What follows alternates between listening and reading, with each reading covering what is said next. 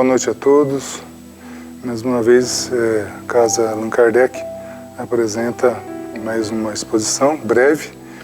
Isso merecia até um tempo maior, mas vamos fazer uma síntese da lição de hoje, que é extraída do livro O Evangelho segundo Emmanuel.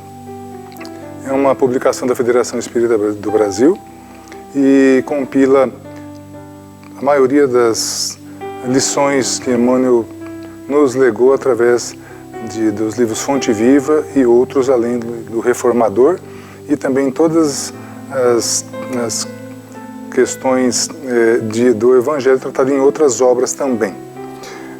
Tirada da segunda carta de Paulo aos Coríntios, capítulo 6, versículo 2, o tema seria assim, eis agora o tempo favorável por excelência, eis agora o dia da salvação. Como o texto é um pouco grande, vou fazer uma síntese dessa exposição. Começa essa epístola aos Coríntios e Emmanuel fala das oportunidades que a alma tem no nosso planeta. E ele fala várias situações, vou citar apenas algumas para ser breve. Quando você tem saúde, você tem que usá-la para edificação. Quando você tem a moléstia, você tem que utilizar essa oportunidade para o seu aprimoramento. Quando você está jovem, você tem que usar a juventude para o seu preparo. Quando você está maduro, é a época do juízo. Quando você tem o êxito, é a oportunidade de serviço. E quando você tem o fracasso, você tem a oportunidade da experiência. Então, na segunda parte desta lição, Emmanuel vai falar do conceito de salvação, né? Porque no final ele fala assim, eis agora o dia da salvação. E ele começa da seguinte forma: salvar, em sinonímia correta, não é divinizar, projetar ao céu, conferir santidade a alguém através da magia sublimatória, ou fornecer passaporte para a intimidade de Deus. Muito bem. Muitos irmãos entendem que apenas poucos atos são suficientes para que você entre na salvação. E Emmanuel vem trazer uma interpretação um pouco mais profunda a respeito dessa situação. Por isso, em seguida, ele diz assim: salvar, em legítima significação, é livrar da ruína ou perigo, é conservar, defender, abrigar, e nenhum desses termos exime a pessoa da responsabilidade de se conduzir e melhorar-se. Então, nós estamos, na verdade, num estado permanente de aperfeiçoamento. Sempre que você atinge uma situação melhor, essa situação é o fim de um estágio, mas é o início de outro. Começa uma nova etapa, e quando você atinge uma outra etapa, da mesma forma, mais ou menos como a simbologia da escada de Jacó. Para você subir aos céus, você tem que ir de passo a passo. Então, salvar é não permanecer numa zona de conforto após uma determinada conquista, mas fazer dela o início de novas, mediante esforço na própria renovação, pela renúncia de si mesmo, né? E para que você renuncie a si mesmo, você precisa descobrir a si mesmo. E o Evangelho, segundo nos diz Emmanuel na obra Paulo Estevão, é aquela lâmpada que ilumina o caminho para que você se autoconheça, para que você renuncie a si mesmo, e aí a gente começa a entender por que Paulo falava que ele deixava de ser um homem velho para se transformar no homem novo. E aí, é interessante que ele dá dois exemplos. Ele diz assim, o navio, salvo de risco iminente, ele não está exonerado da viagem. Ele passa a tempestade, mas ele vai continuar, no qual enfrentará naturalmente perigos novos, como nós, que vamos enfrentar novas experiências, mas que nós só vamos conseguir ultrapassá-las e passar de ano se a gente fez bem o nosso trabalho lá atrás, bem solidificado. E o doente, salvo da morte, não se forra ao imperativo de continuar nas tarefas da existência, sobrepujando percalços e tentações. E aí eu me lembrei de uma frase do nosso irmão Haroldo Dutra Dias, e aí eu acho que ele até pegou essa frase do livro Renúncia, também de Emmanuel, que no prefácio nós vamos passar para vocês. Onde ele diz assim: aprende a silenciar os desejos para escutar os desígnios. Ele fala assim numa das suas palestras. E no prefácio do livro Renúncia, Emmanuel, falando do personagem Alcione, diz assim, que, segundo Emmanuel, Alcione nunca satisfez a um desejo próprio e também nunca foi encontrada em desatenção dos desígnios de Deus. Então, nós temos que utilizar todas as nossas experiências aqui como um propósito de melhora, de certeza de que é um meio e não um fim a existência no nosso planeta físico, nessa reencarnação. E nas outras também. É todo um preparo que nós temos para atingir graus, como fala na escala espírita, nas obras básicas, para atingir um grau de excelsitude. Para quê? Não para ficarmos em férias constantes, mas para retornar como missionários e ajudar os homens na cocriação da obra divina. E ele continua dizendo assim: o Evangelho não deixa dúvidas quanto a isso. Pedro, salvo da indecisão, o que ele está se referindo? Daquela passagem em que Pedro nega Jesus, né? É impelido a sustentar-se em trabalho até a senectude das forças físicas. Passado aquele momento de Pedro, que Jesus já o tinha advertido, que antes do galo cantasse ele iria 3 vezes negá-lo.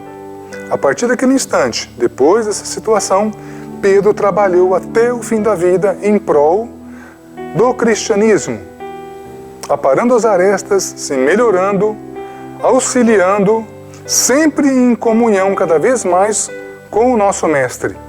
E ele trabalha até o fim dos seus dias.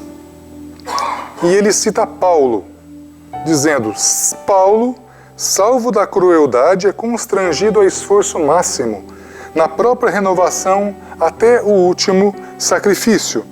E aí me veio a lembrança também de uma passagem extremamente linda, entre tantas outras passagens maravilhosas do livro Paulo e Estevão, porque quando Paulo ele vai a Damasco, que Jesus aparece a ele entra em Damasco, Ananias lhe recupera a visão, ele entende que tem que fazer umas peregrinações. Ele vai para o deserto, fica 3 anos, ele vai para as várias cidades, ele retorna a Damasco, onde ele é expulso, ele tenta ir para Jerusalém, ele não é recebido na casa do pai, de amigos, e mesmo na primeira situação em que ele foi buscar auxílio na casa do caminho, não o receberam.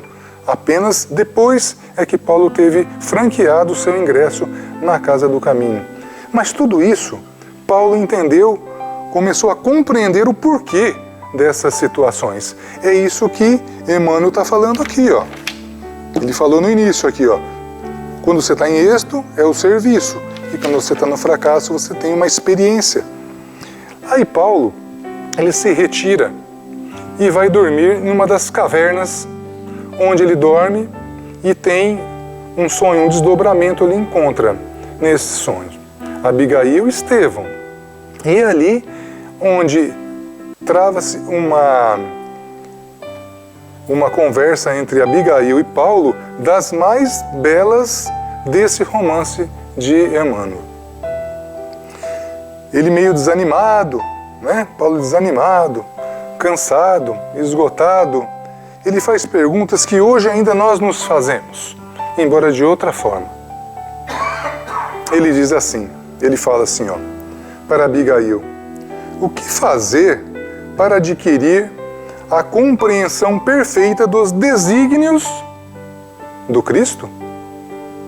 Interessante, né? Nós acabamos de falar dos desígnios, né? E a primeira pergunta de Paulo a Abigail foi justamente nesse sentido. E ela fala com uma palavra só: ama. E ele continua: como proceder de modo a nos enriquecermos das virtudes divinas? Que é algo que também passa muito das nossas cabeças. E Abigail fala para ele: trabalha. E Paulo continua: como conciliar as grandiosas lições do Evangelho com a indiferença dos homens? E Abigail diz a ele: espera.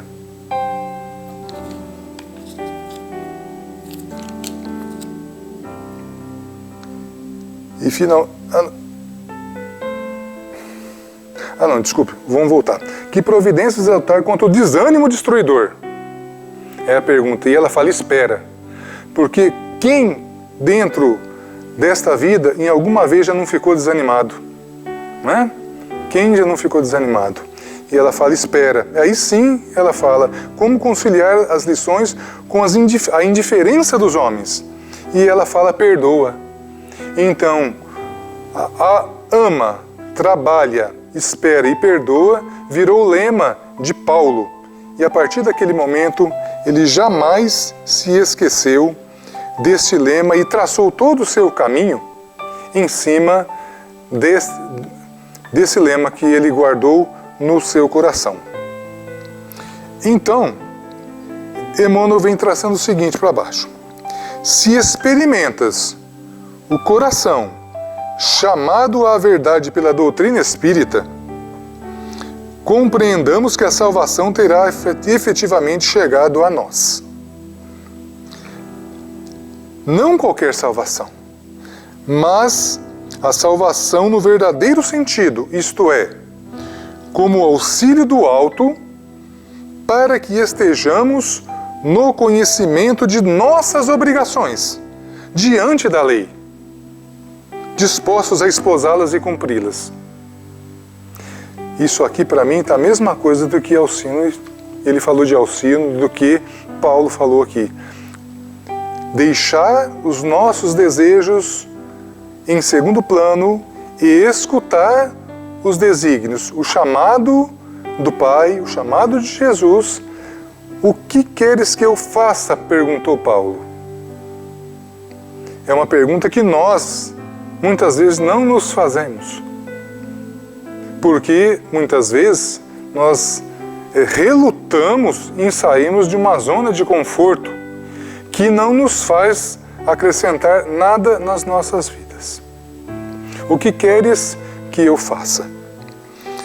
Aqui Emmanuel vai falando: cumprir as nossas obrigações diante da lei, esposando-as e cumprindo-as. E ele continua: sobretudo, não nos detenhamos em frases choramingueiras, perdendo mais tempo sobre o tempo perdido.